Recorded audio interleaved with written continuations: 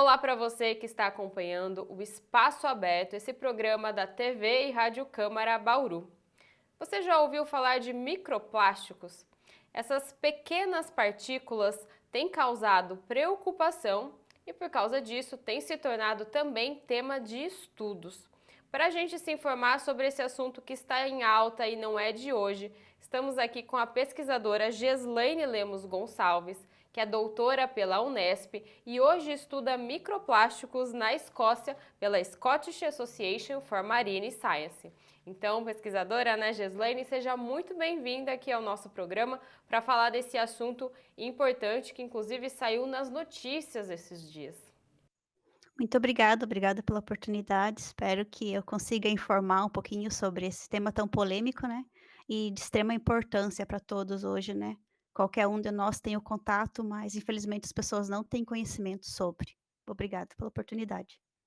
E agora, então, para a gente começar bem do começo, para quem não é familiarizado com o assunto, se você puder explicar o que são os microplásticos e de onde eles vêm.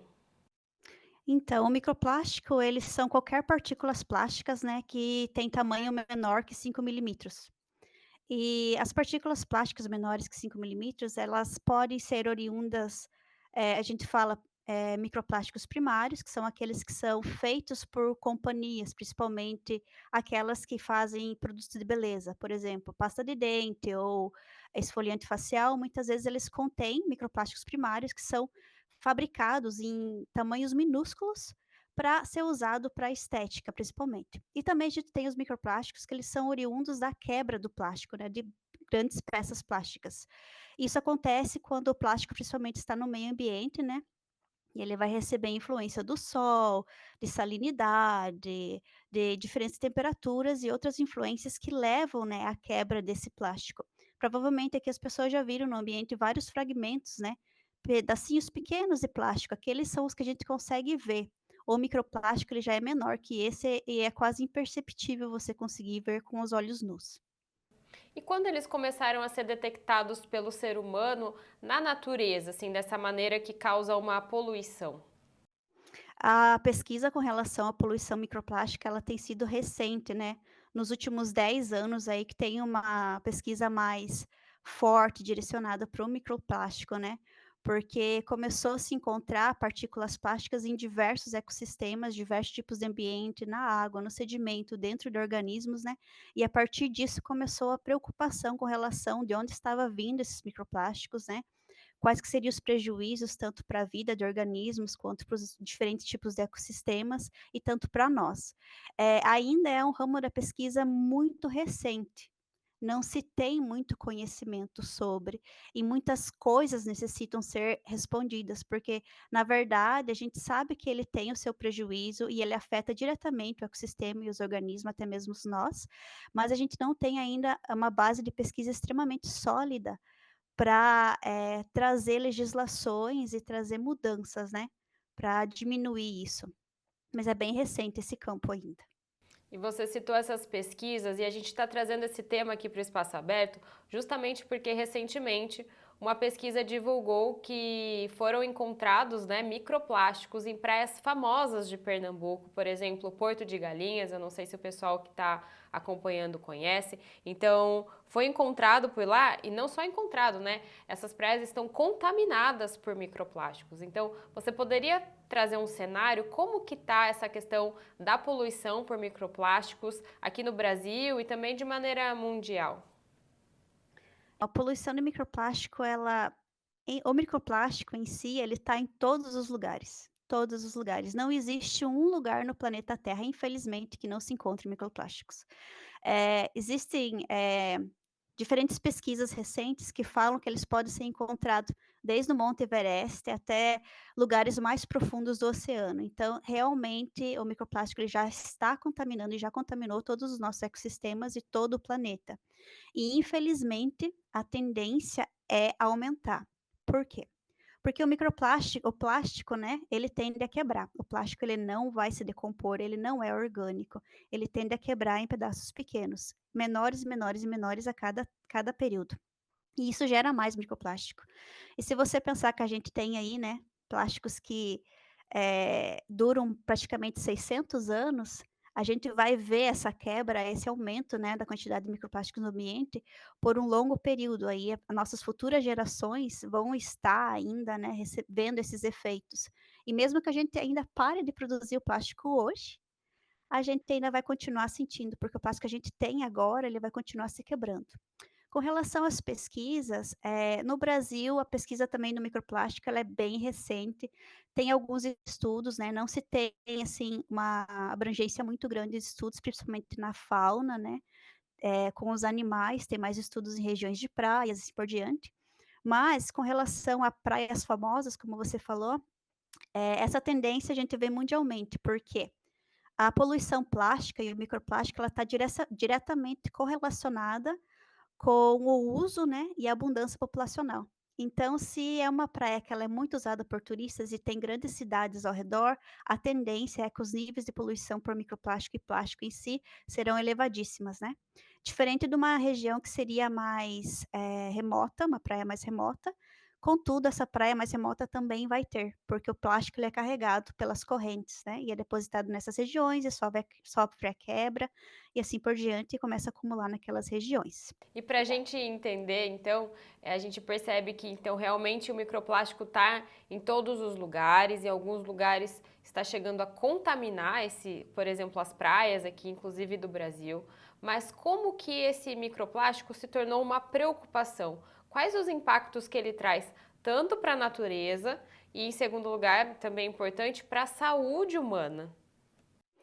Então, o microplástico ele tem vários impactos, né. E além do microplástico, a gente tem outra classificação hoje que a gente chama de nanoplástico, que são partículas menores ainda que 1 milímetro. O nanoplástico e o microplástico, eles são extremamente, prejudiciais, para o meio ambiente, porque o plástico ele é composto por carbono. Quando ele é depositado no chão, no sedimento, ele vai competir com o carbono que está lá. Existem vários recentes estudos que falam que um plástico, quando ele está no solo, ele acaba liberando mais carbono, né, contribuindo para o aquecimento global, do que, depositando carbono no solo, então ele faz o papel inverso. Esse seria um dos prejuízos, né. Além disso, a gente sabe aí que para o nossos manguezais, que são extremamente importante para o sequestro de carbono, o plástico, né, o microplástico também está reduzindo esse sequestro de carbono, né, liberando mais carbono e também afetando diretamente as árvores, né. As árvores do manguezal, elas, estão sendo cobertas pelo grandes peças de plástico, né. As sementes dos manguezais não estão germinando, porque elas não conseguem assentar no sedimento, elas não têm onde se fixar, e esses plásticos eles quebram e vão ficar enterrado lá por centenas de anos.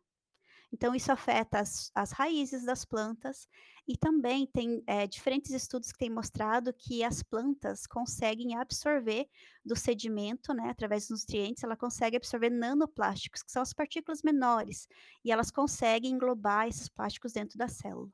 O mesmo acontece para os organismos, né, para diferentes animais, a gente vê aí que o plástico ele tem sido problema tanto para mamíferos, para invertebrados, para todos os tipos de animais. Grandes peças plásticas têm sido a causa de morte de animais, porque ela acaba, né, prendendo ao corpo do animal, cortando e levando à morte.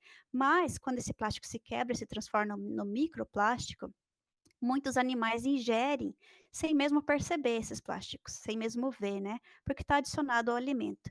E isso vai causar, o acúmulo dessas partículas de microplástico dentro do estômago, vai levar esses animais a diminuir a quantidade de alimento que eles comem, perder peso, diminuir a reprodução, altera o comportamento desses animais e leva à morte. Tem alguns estudos que mostram que o microplástico e o nanoplástico conseguem passar as barreiras do cérebro e ir para o cérebro. Isso causa toda essa mudança de comportamento, mudança hormonal, isso com os animais. Recentemente tem alguns estudos, né, que têm mostrado que o microplástico ele tem afetado o ser humano, né, e o microplástico para a gente, para nós, né, a gente pode ingerir o microplástico através do alimento, através da nossa bebida, a gente respira microplástico, porque eles estão, né, as partículas no ar. Quem nunca viu através do sol aquele monte de partícula brilhando, pode ser microplástico. No passado não, mas hoje em dia pode ser. Então, também ele pode ser absorvido pela pele, né, através de produtos. Então o plástico, para nós, tem muitos estudos que têm demonstrado que ele pode ser um dos fatores, né, aí para, alto índices de câncer, porque ele fica acumulado, né, quando ele entra no nosso organismo, ele cai na corrente sanguínea, as partículas que são pequenas, e pode ser englobados pela nossa célula, ficando acumulado dentro da nossa célula. Isso pode gerar um quadro aí, de reações cancerígenas e assim por diante. Além disso, recentes estudos têm mostrado que pode ser um dos fatores que tem diminuído a fertilidade humana bastante, principalmente nos homens. Tem estudos que demonstraram a ocorrência de microplástico na placenta humana, na placenta da mulher, né, tanto do lado da mãe quanto do lado do feto, mostrando que está tendo essa transferência direta da mãe para o bebê do microplástico. E ainda um estudo esse ano demonstrou que eles encontraram vários microplásticos e nanoplásticos no esperma, tanto de animais domésticos quanto do homem, demonstrando que o microplástico tem diminuído aí, eh, muito, né, a qualidade de esperma, a velocidade e assim por diante. Então, os estudos mais recentes são esses que tem, né, não se tem muito estudo com relação ao ser humano, porque a gente tem muita questão de ética por trás disso para trabalhar, né. Mas é extremamente necessário mostrar os efeitos que o plástico estão causando na gente, no ser humano principalmente, para aí ter uma mudança global, né, e uma visão mais ampliada e mostrar que isso é um tema que precisa ser olhado com mais cuidado. Sim, olha quantas consequências que a gente tem trazido aqui no programa e a gente queria falar também se existem soluções, mas antes de entrar nesse tópico, eu queria entender um pouquinho, se você puder contar pra gente, a sua trajetória na pesquisa sobre o microplástico. Pelo que eu entendi, você já viajou para diversos lugares do mundo para estudar isso, não é? Sobre a minha trajetória, né, estudando microplástico, o plástico em si foi algo que aconteceu na minha vida por acidente, e por esse motivo, estudando mais profundamente, eu acabei me apaixonando por matemática que é extremamente triste, né, e relevante agora. Durante o meu mestrado e meu doutorado, eu estudei um caranguejo que ele vem na fauna acompanhante da pesca de arrasto, em Cananéia, né, em São Paulo, e eu queria saber qual era a diferença entre a alimentação desse caranguejo na fase juvenil e na fase adulta. E eu comecei a olhar o que ele estava comendo, né, o que tinha no estômago. A partir desse momento, eu comecei a encontrar partículas que eu não conseguia identificar em nenhum lugar. Procurando na literatura, né, não conseguia achar nenhum grupo de animal que poderia ser, nenhum grupo de planta. No fim, eu fui descobrir que era plástico. Então, a partir daquele momento, eu vi que os meus caranguejos que eu estava estudando estavam se ingerindo plástico, e a partir disso cresceu o meu interesse sobre essa temática, né. Aí eu fiz outros estudos também aí com peixes, né, e caranguejos oriundo de Cananéia também, do qual eu demonstrei que mais de 50% dos animais estavam ingerindo plástico, isso há 5, 6 anos atrás, né. Então provavelmente a tendência já aumentou, né, o número de a partículas já aumentaram.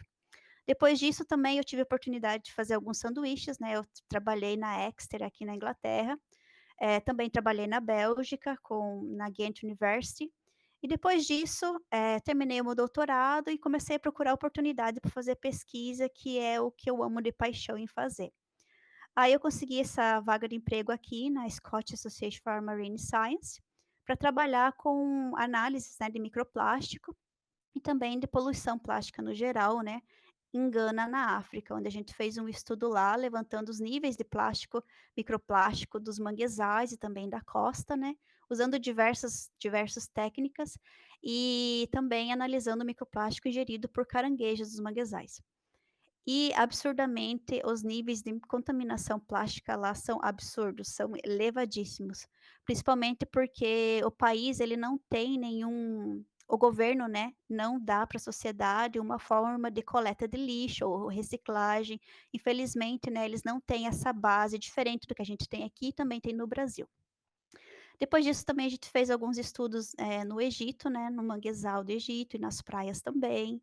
E a gente também tem alguns estudos relacionados aqui à poluição plástica aqui na Inglaterra mesmo, né, na Escócia, tanto nas regiões costeiras de praias e também com alguns animais, né, por exemplo, bivalves, que são os, moluscos, esses pretinhos que a gente come no Brasil bastante, e também com a água, né, que é ingerida. E com essa sua experiência vasta nesse tema e também pelas informações que a gente tem hoje, quais seriam as ações que poderiam reduzir ou até eliminar os microplásticos da natureza ou dessa maneira prejudicial que ele se encontra hoje?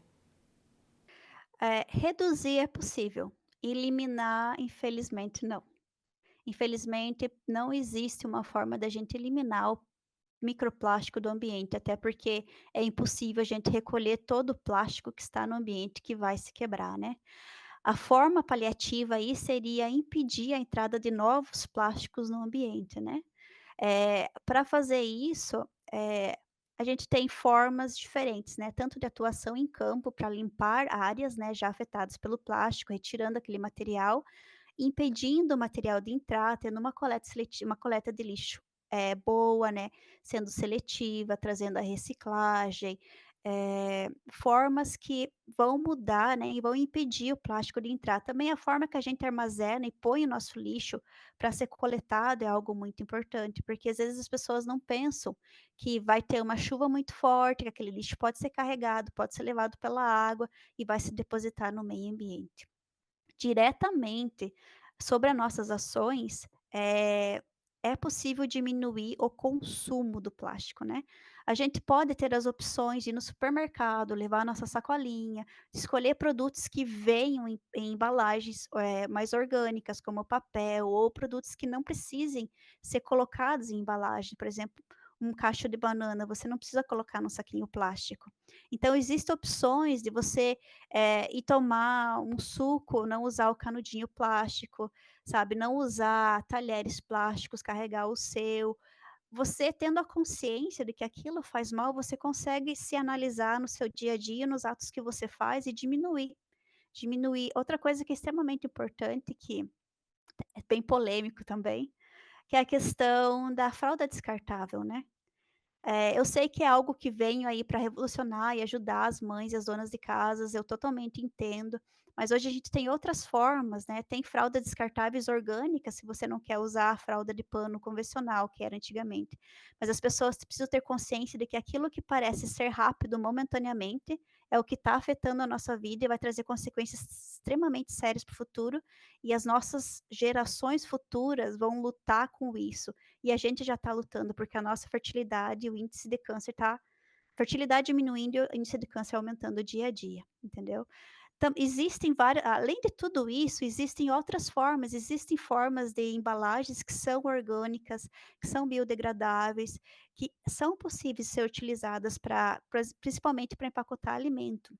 Na Unesp de Botucatu tem um grupo que eles desenvolvem embalagens com, cana-de-açúcar, com farinha de mandioca, e essas embalagens elas podem ser utilizadas para alimento para animais.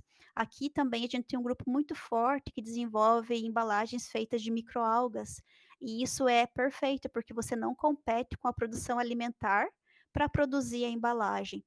Contudo, a problema é que essas embalagens novas e orgânicas, né, elas são mais caras, então as companhias não querem utilizar algo que vai encarecer o produto, né, mas vai chegar um ponto que isso vai ser necessário e a mudança é necessária, é preciso. É um conjunto de ações individuais, mas também de ações mais macro, né? E agora, para a gente terminar, essas ações, essas soluções são realmente urgentes? São extremamente urgente, porque se você pensar na quantidade de plástico que a gente tem aí, os plásticos eles começaram a ser desenvolvidos há 50, 60 anos atrás, e a quantidade de plástico que já tem no ambiente é extremamente, grande, né. Assim, o plástico ele é muito bom e ele é útil, a forma que a gente usa o plástico é errado.